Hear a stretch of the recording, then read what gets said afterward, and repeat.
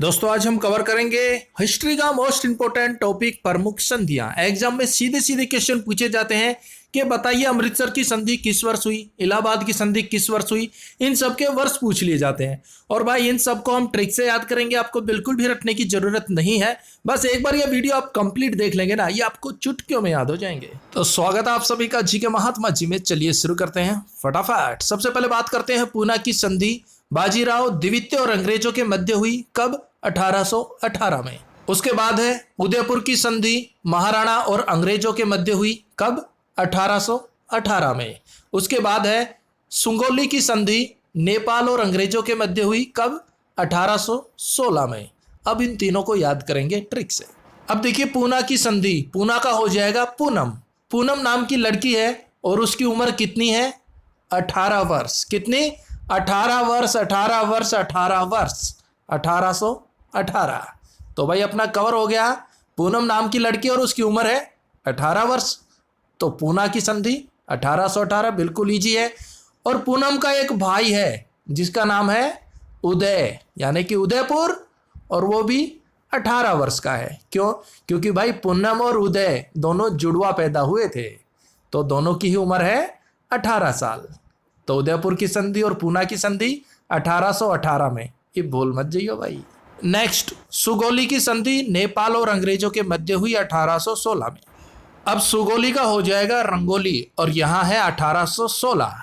अब भाई पूनम और उदय की एक छोटी बहन भी है। पूनम और उदय 18 वर्ष के हैं और उनकी एक छोटी बहन है जो कि है 16 वर्ष की, उनसे 2 वर्ष छोटी है और उसका नाम क्या है? रंगोली। तो रंगोली हो गई 16 वर्ष की और पूनम और उदय हो गए 18 वर्ष के। दोस्तों ट्रिक आपको थोड़ी फनी जरूर लग रही होगी, लेकिन आप विश्वास कीजिए मेरे भाई, ये तरीका ऐसा है एक बार माइंड में बैठा लेंगे ना तो आप जिंदगी भर नहीं भूलेंगे। ये एग्जाम में कहीं ना कहीं आपको याद जरूर आएगी।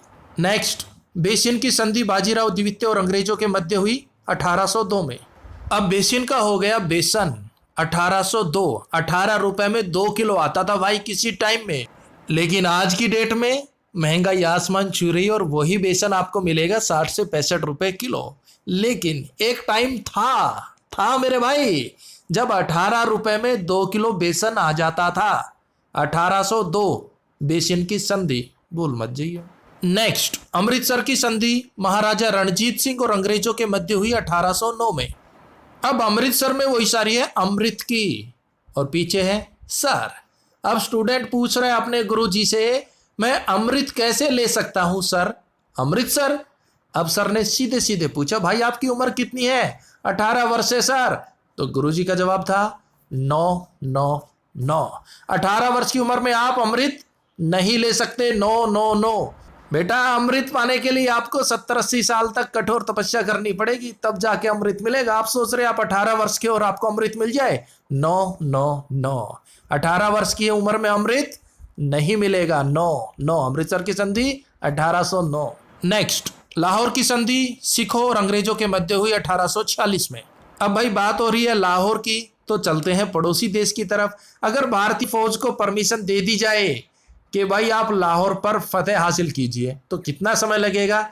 भाई कम से कम 4 घंटे, ज्यादा से ज्यादा 6 घंटे। 4 से 6 घंटे में Indian army, Indian force Lahore पर तिरंगा लहरा देगी। याद रखना मेरे भाई, इंडियन आर्मी लाहौर पर तिरंगा लहराने में कितना समय लेगी? कम से कम 4 घंटे और ज्यादा से ज्यादा 6 घंटे। 46, 1846 लाहौर की संधि। एक बार फिर देख लेते हैं भाई इनको। पूना की संधि हुई 1818 में। उदयपुर की संधि हुई 1818 में। पूनम और उदय दोनों जुड़वा भाई बहन है और उनकी उम्र है 18 वर्ष। लेकिन उनकी एक छोटी बहन भी है जिसका नाम है सुगोली, यानी कि रंगोली, जो उनसे 2 साल छोटी है, यानी कि उसकी उम्र हो गई 16 वर्ष। बेसिन की संधि, बेसिन भाई किसी टाइम में 18 रुपए में 2 किलो मिलता था। 1802। नेक्स्ट अमृतसर की संधि 1809 में। अमृतसर का हो गया अमृत और भाई 18 वर्ष की उम्र में आपको अमृत नहीं मिलेगा। 9 9 9। नेक्स्ट लाहौर की संधि 1846 में। भारतीय फोर्स को लाहौर पर तिरंगा लहराने में 4 से 6 घंटे चाहिए बस। देखिए दोस्तों बिल्कुल इजी ट्रिक है, या तो आप इनको रट लीजिए। अगर रटने से आपको ये याद होता है तो बेस्ट है, अगर नहीं होता तो भाई फिर यही रास्ता है। नेक्स्ट, सूरत की संधि रघुनाथ राव और अंग्रेजों के मध्य हुई कब? 1775 में। देखिए अब जो भी संधि आएगी वो सब 1700 सन की आएगी, और इससे पहले हमने कवर की वो थी सन 1800 की। इनको अलग अलग किया है ताकि आप कंफ्यूज ना हो। तो भाई सूरत की संधि रघुनाथ राव और अंग्रेजों के मध्य हुई 1775 में। उसके बाद है बनारस की संधि राजा चेत सिंह और अंग्रेजों के मध्य हुई 1775 में। याद कैसे रखेंगे? ये दोनों ही संधियां हुई 1775 में। अब एक कॉमन वर्ड हमें मिल गया 75। अब मान लीजिए कोई 75 वर्ष की लेडी है, अगर उसे बनारस की संधि, बनारस से क्या याद आता है? बनारस की साड़ी। अगर 75 वर्ष की लेडीज को बनारस की साड़ी पहना देंगे तो उसकी सूरत की संधि यानी कि उसकी सूरत बिल्कुल ही बदल जाएगी। वो पहचान में नहीं आएगी कि वो 75 वर्ष की है या 25 वर्ष की है। तो भाई बनारसी साड़ी अगर किसी लेडी को पहना देंगे तो उसकी सूरत बदल जाएगी, वो 75 की होते हुए भी 25 की लगेगी। तो बनारस की संधि और सूरत की संधि 1775 में हुई, भूल मत जाइयो भाई। नेक्स्ट, पुरंदर की संधि मराठा और अंग्रेजों के मध्य हुई 1776 में। अब पुरंदर का हो जाएगा बंदर, पुरंदर बंदर। अब हमने ऊपर बात की थी बनारसी साड़ी पहनने के बाद लेडी की सूरत बिल्कुल बदल जाती है, वो 75 की होते हुए भी 25 की लगती है। लेकिन हम 75 से 1 साल बड़े हैं यानी कि 76 के हैं और अब भी बंदर जैसे लगते हैं। भाई वो 75 की होते हुए 25 की लगती है और हम 76 के होते हुए बंदर जैसे लगते हैं, बंदर वर्गे लगते हैं। तो पुरंदर यानी कि बंदर की संधि मराठों और अंग्रेजों के मध्य हुई 1776 में। इतना याद रखना भाई, 76 वर्ष की उम्र में हम बंदर जैसे लगने लग जाते हैं बस।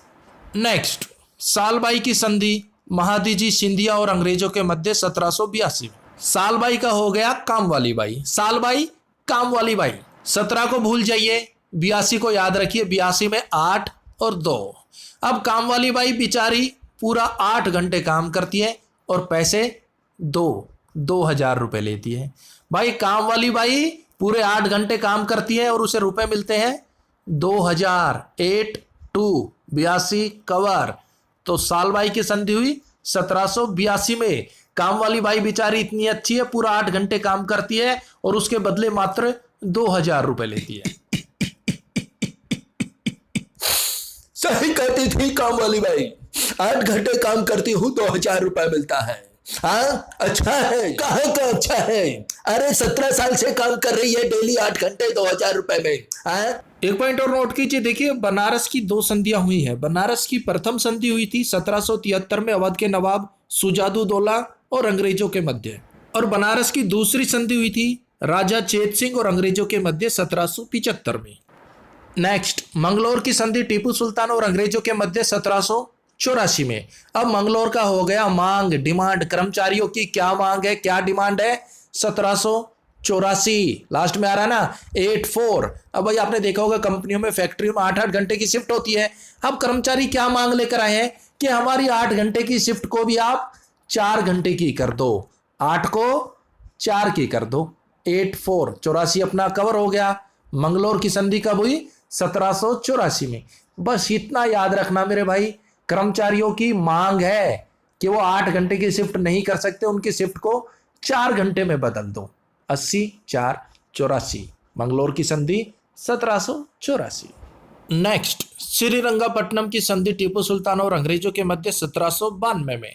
अब श्रीरंगापट्टनम, रंगा रंग, श्री भगवान क्या कह रहे हैं कि भाई अपनी लाइफ से रंगों को, खुशियों को जाने ना दो, अपनी लाइफ को हमेशा रंग बिरंगी रखो, उससे रंगों को जाने ना दो, नो दो। कवर हो गया ना भाई। श्रीरंगापट्टनम की संधि 1792 में। अपनी जिंदगी से रंगों को, खुशियों को जाने ना दो, यानी कि नो दो, जाने ना दो, नो दो। 92 अपना कवर, श्रीरंगापट्टनम की संधि 1792। नेक्स्ट, अलीनगर की संधि सिराजुद्दौला और अंग्रेजों के मध्य 1757 में। आपको याद होगा सिराजुद्दौला और अंग्रेजों के मध्य 1757 में प्लासिक की भी लड़ाई हुई थी जिसमें अंग्रेज विजय हुए थे। और उसके बाद है इलाहाबाद की संधि, शाह आलम द्वितीय, ये मुगल शासक थे और अंग्रेजों के मध्य, कब? 1765 में। तो दोस्तों जो भी इंपॉर्टेंट संधियां थी वो सभी हमने कवर कर ली हैं ट्रिक से। अगर आपको याद हो गया तो अच्छी बात है, अगर फिर भी कोई डाउट है तो एक दो बार आप इसका रिवीजन कीजिए, इजीली आपको ये याद हो जाएगा। और अगर आपको इस पर कंप्लीट वीडियो चाहिए, संधि किस किस के मध्य हुई, उनके क्या परिणाम निकले, तो भाई कमेंट्स बॉक्स में बता देना, इसकी कंप्लीट वीडियो भी हम अपलोड कर देंगे। तो मिलते हैं नेक्स्ट वीडियो में, तब तक के लिए जय हिंद जय भारत।